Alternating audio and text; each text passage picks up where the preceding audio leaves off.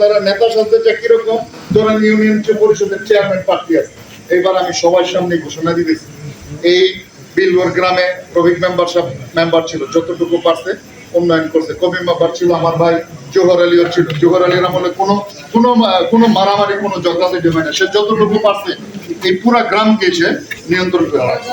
তো আমাদের যে টার্গেটটুকু হইলো উন্নয়নের বিষয়, এখন আমরা পরিশ্রম করে উন্নয়ন করে একটা রাস্তা ভাঙা থাকলে কি করি, নিজের পকেটের টাকা দেই শুরু করি। এখন নির্বাচন এলে কি করে, দুই একজনে যায় পোস্টার ব্যানার আনে, কিছু টাকা আনে, এটি কিন্তু গ্রামের মান সম্মান হানি হয়। ঠিক আছে, আমরা দেখবো এবার এইরকম ইউনিয়ন পরিষদ বলেন, যেই রকম বলেন, পরবর্তীতে কোন নেতা যদি মাঝখানে আইসা গ্রাম দেয় অসম্মানিত করেন, পরবর্তীতে আমরা তাকে দায়িত্ব দিব এই গ্রামের উন্নয়নের, যে রাস্তাটা তুই করে দিবি, আমাদের উপরে ভরসা রাখবেন।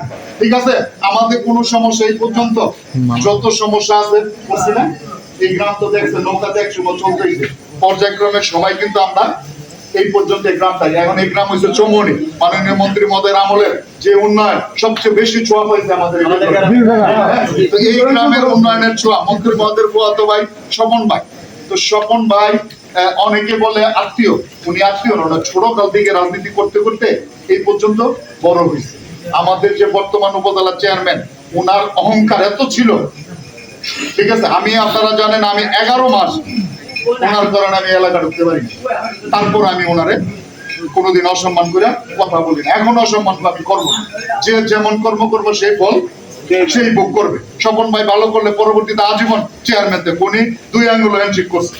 ঠিক আছে, এগুলো আমরা দেখছি, এগুলো আমি বলতে চাই না, উনি যেমন কর্ম করছে এইবার এই ফলটুকু ওনার এই নির্বাচনে ভোগ করতে হবে, তো সেই ফলটুকু সে নিয়ে যাবে। তা আমি আমাদের গ্রামবাসীকে অনুরোধ রাখছি, যে কোনো নির্বাচন, এটার পরে আমাদের ইউনিয়ন পরিষদ নির্বাচন, ওই নির্বাচনে দেখি আমরা এক দিকটা ভাগ পাইলে এই লোক যা এই লোক যা, এবার আমি ভাগ করতেছি।